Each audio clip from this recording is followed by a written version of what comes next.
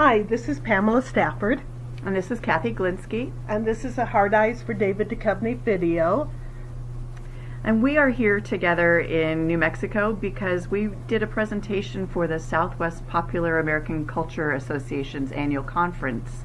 And we were part of the Stardom and Fandom thread, and the particular panel we were on was the complex interaction of fans and celebrities. And this is our presentation.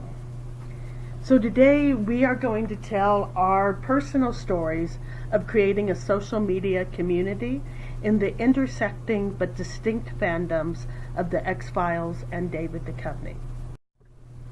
I'm Pam Stafford. I'm the Public Policy Director at the ARC of New Mexico. I'm also a fiction writer and poet, and in particular I am a fan of David Duchovny's writing. I'm Cathy Glinski. I'm an appellate attorney representing indigent clients in Washington State. I'm also an avid X-File. I've been a fan of the show from the very beginning, and I have been continuously rewatching this show since the summer of 2015. So Pam and Cathy are both middle-aged professional women with no involvement with fandoms until 2016. And our only involvement with social media was Facebook to connect with family and with friends. The X-Files is an iconic television show which started in 1993 and which had two revival seasons, one in 2016 and one in 2018. David Duchovny is best known for his acting, but he is also a writer who has written 3 novels and 2 albums of original music. Now, we might be sort of biased, but we believe that there's no way you can start talking about social media community in fandom without discussing the X-Files. It was one of the first shows where a social media community developed to talk about the show, and fans talked not only to each other, but they interacted with the creator and writers of the show and had an influence on the way the show progressed. David Duchovny, on the other hand, was slow to join social media. Once he did, he tended to tweet as Mulder to Gillian Anderson. There was very limited interaction with fans on social media. He did become more active in this. In August 2017, Brick Duchovny, David's dog, opened a Twitter account. And in April 2018, in an interview, Duchovny confirms that his business manager is now running the account. So when we're thinking about social media community, we have to talk about the definition of community. Social media allows you to interact with the world, but narrowed to individuals with common interests. It makes your world bigger and smaller at the same time. And when you're looking at this concept, the community I'm focusing on is a feeling of fellowship with others as a result of sharing common attitudes, interests, and goals. I was drawn to social media by the need to talk with others about the X-Files, others who shared this passion. And this was at the time leading up to the revival of the series in 2016. I was looking for this fellowship as a result of sharing common interests that makes up a community. I was already on Facebook, all middle-aged moms are. So I tried an X-Files Facebook group, but I just really didn't like the tone of the conversations I was encountering. And there was no way to tailor my interactions. I was either in a group or not. So that's where Twitter came in. I knew from a podcast that I listened to that there were fans on Twitter talking about the X-Files. So I set up a Twitter account, I started following a few people, and that led me to others. And before long, I was interacting with a large group of people who seemed to be just as obsessed with the X-Files as I was. Now, my Facebook friends are all people I know personally. I can talk to them about all the things going on in my life, and they're somewhat interested. But almost none of them are interested in talking about the X-Files with me. By contrast, I know very few of my Twitter friends personally, and I wouldn't share much about my life on Twitter.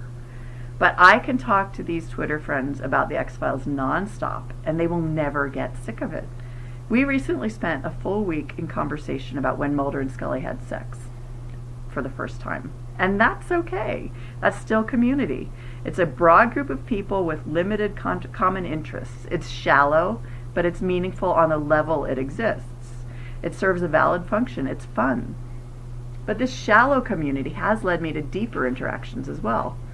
One of my mutuals put together a private chat group with others who had similar reactions to posts about David Duchovny. And that was the start of what I came to appreciate as true community. Pam and I were and still are part of this very small group. We started by talking about our appreciation of David Duchovny and the X-Files, but we were soon sharing our personal stories as well, and we found we had other things in common. We have similar age, and we're all professional women. We have shared attitudes, not only about fandom, but other aspects of life. And Pam and I became very close. We talk almost every day. It's a deeper level of community, and it's something that's become very important to me. And it was this community which led me to step out of my comfort zone and try new experiences.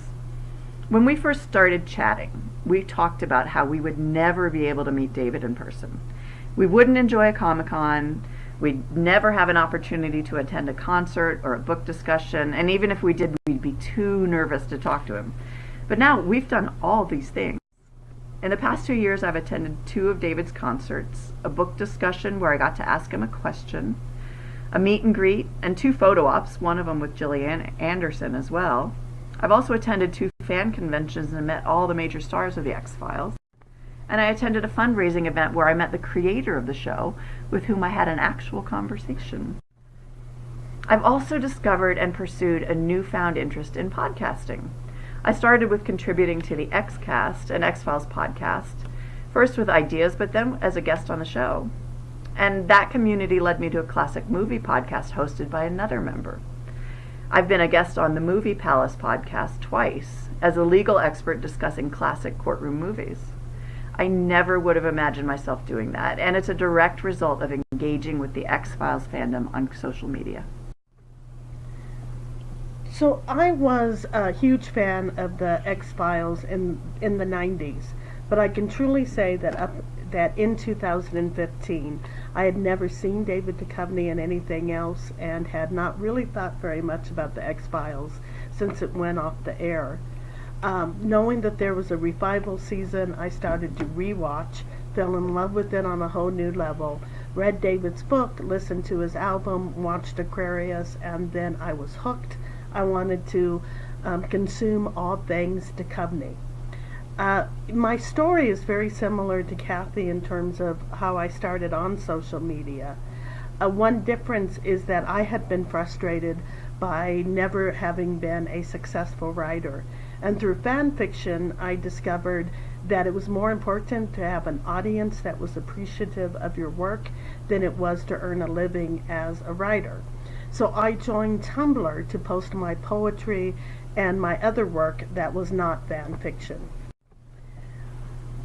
My 5th blog on Tumblr, I wrote a review of David Duchovny's written works. I published that at 3 a.m. in the morning. By 7 a.m. I had over 200 notifications because David had quoted and commented on my written work that deep appreciation moved him.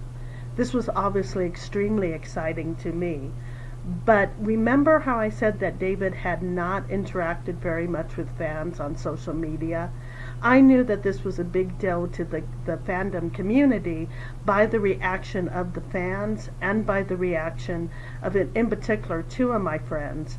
One who said she had been late to work because she was so excited, and another one who had screen capped the image for me and said that she did it with shaking hands. So fans immediately started to ask David to give me tickets to his concerts or book signings. This was a financially stressed time for me. For the first time in my life, I had had an extended period of being unemployed. There was a sense really for me of hopelessness and despair. So it was such a great time to be embraced by the fandom. But I informed the fans that even if I got tickets, I couldn't afford the travel. So Cathy, who I had never yet met in real life, gave me a ticket for a VIP ticket, a concert ticket to a book discussion and signing, and gave me a place to stay. I still needed to get there. So 15 fans from across the globe gave between $10 to $40 apiece so I could travel to Seattle for the event. It was such a wonderful feeling of community, such a great experience to meet Cathy, and of course to meet David and interact with him. And I could talk about it forever, but there is a time limitation.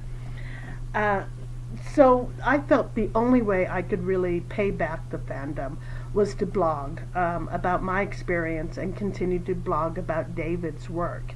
And occasionally I would hear David say something in an interview that would make me think that perhaps he had read one of my blogs. He wouldn't say my name, and he wouldn't mention that it was from a blog.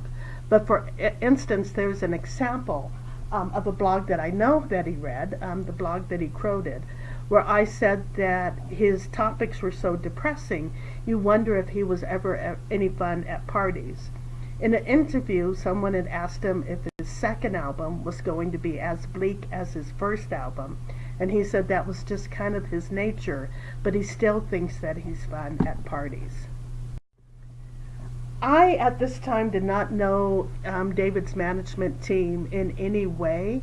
In April of 2018, David admitted that he was no longer the person responsible for running his Twitter account.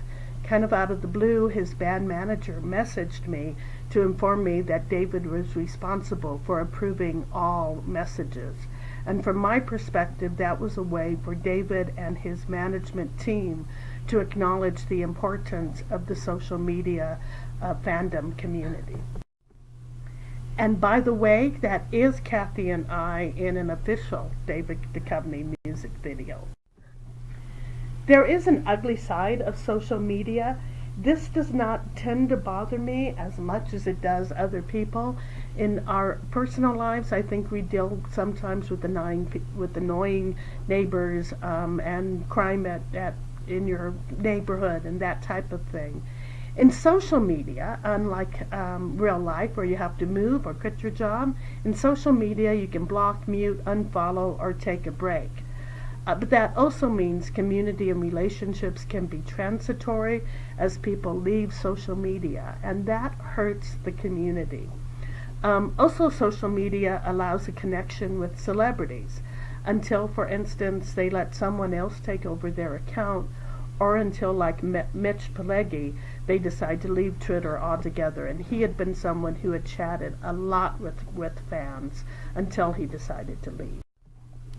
Now, this negative side of social media is all I had heard about. So when I made the decision to join Twitter, one of the conditions I made for myself was that I would only post positive comments.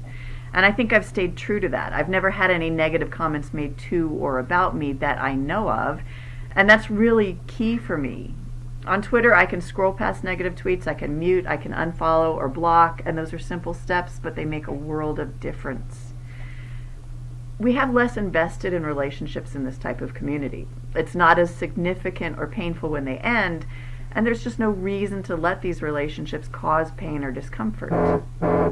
For me, participating in social media community has truly been self-care.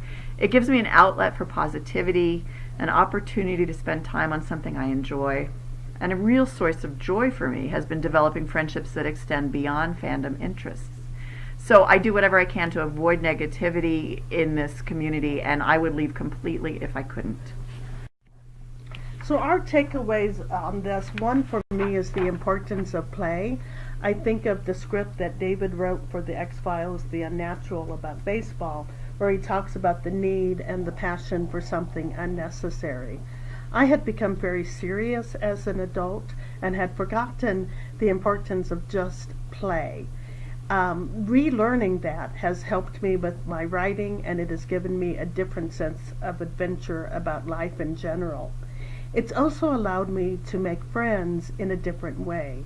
There's all types of statistical data about the difficulty of making friends as you age, that friends tend to be more utilitarian. But I find that social media has allowed me to make friends that are more similar to those friends that I made in high school or in college. So every day when I go to talk to Cathy on Twitter, it's basically me knocking on Cathy's door to saying, can Cathy come out to play? And then the third takeaway is that as a society, we need to develop and train social etiquette for social media. The biggest revelation for me has been that through social media, I was able to expand my world by narrowing my focus. That's something that, for someone in my generation, it's very revelatory. It might not be out of the ordinary for someone in my children's generation, but for me, it's something very new, and it's been a joy that's added to my life. What's important to me also is that we have the ability to shape the community we engage with. We are not limited. We're not exposed to things we don't want to be exposed to, but we can choose the things that we do want to be exposed to, and we can choose to be a positive influence on others through this community. I am very grateful for the community I've found through engaging in a fandom on social media and for the opportunities I've had because of it. So because this is an academic conference, we try to take a more scholarly approach to this. We developed a survey and attempt to get feedback from friends and fans, but we didn't feel that what we received was statistically valid for us to use in this presentation. But some of the things we wanted to look at was generational differences among fans, what it is to watch the show at the age of 30. When you first see it, as opposed to being a preteen where the show has an opportunity to shape you. It's a different type of relationship. We're also interested in how different social media platforms influence community. Cathy talked about that Facebook didn't satisfy her need for a community as much as Twitter. And I find that with Tumblr, I want to interact more with other writers than with the X-Files or David Duchovny's community. So that would be an opportunity for more scholarship. Now, after we finished this panel, there was a Q&A session and a discussion, and it was really interesting to us. We heard a discussion about the challenges of being an academic studying a fandom while also being a part of that fandom. And that's where we learned the term ACA fan, which is an academic fan. And so I am now identifying myself as an ACA fan of the X-Files fandom. And I am an ACA fan of David Duchovny. And so we appreciate you listening to this presentation. Please message us or get in touch with us if you have any questions.